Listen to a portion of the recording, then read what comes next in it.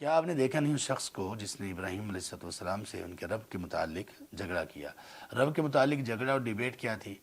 ابراہیم علیہ السلام کی تو پوری دعوت کئی عرصے سے چل یہ رہی تھی کہ عبادت کے لائق ایک اللہ ہے اور وہی رب ہے، جبکہ یہ بادشاہ اگرچہ یہ خود بھی عبادت کرتا تھا سورج چاند ستاروں وغیرہ کی، لیکن یہ خود کو بھی رب کہتا تھا۔ تو اس شخص نے جھگڑا کیا کہ ہاں بتاؤ بھائی اپنے رب کے بارے میں تم کیا کہتے ہو۔ یہ جھگڑا اس ظالم نے کیوں کیا؟ اس لیے کیا کہ اللہ نے اس کو بادشاہ دے رکھی تھی۔ اس کا سبب یہ تھا، اس بادشاہت نے اس کو سرکش بنا دیا۔ مال کیا تھوڑا سا آیا، اختیارات کیا تھوڑے سے آئے، مال کی بنیاد پر کیا تھوڑی سی سہولیات اس کے پاس آئیں، وہ رب بن بیٹھا۔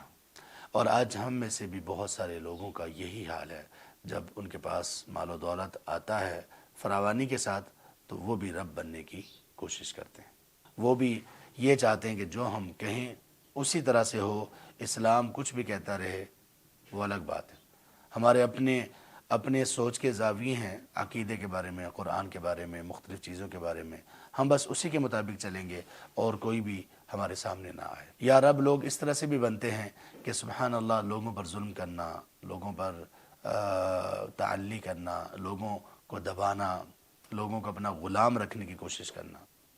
جیسے ابھی بڑی فریکوینٹلی یہ خبریں مل رہی ہیں کہ یہ سندھ اور بلوچستان کے جہاں پہ ریلیف کا سامان کچھ لوگ لے کے جا رہے ہیں، تو وہاں کچھ وڈیروں کی طرف سے بہت زیادہ مشکل ڈالی جا رہی ہے کہ کہیں ان لوگوں تک یہ ریلیف کا سامان نہ پہنچ جائے، کہ کہیں وہ مائل نہ ہو جائے دوسرے لوگوں کی طرف اور ان کی غلامی سے نہ نکل جائیں۔ نہ ہاتھ میں زندگی اس کے، نہ قابو موت پر اس کا، پھر بھی کب انسان خدا ہونے سے ڈرتا ہے۔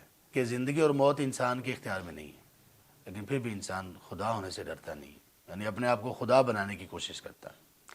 اسی طرح یہ چھوٹے چھوٹے گھریلو جو معاملات ہیں، ان میں کتنے شوہر ایسے ہیں جو کہ اپنی بیویوں پر ظلم کرتے ہوئے واقعی وہ کہتے ہیں کہ جو میں کہہ رہا ہوں وہ کرو۔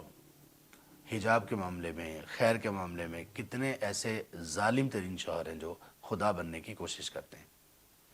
اسلام یہ کہہ رہا ہے، وہ کہتا نہیں میں یہ کہہ رہا ہوں تم یہ کرو، اگر یہ نہ کیا تو میں یہ کر دوں گا، اگر یہ نہ کیا تو میں یہ کر دوں گا۔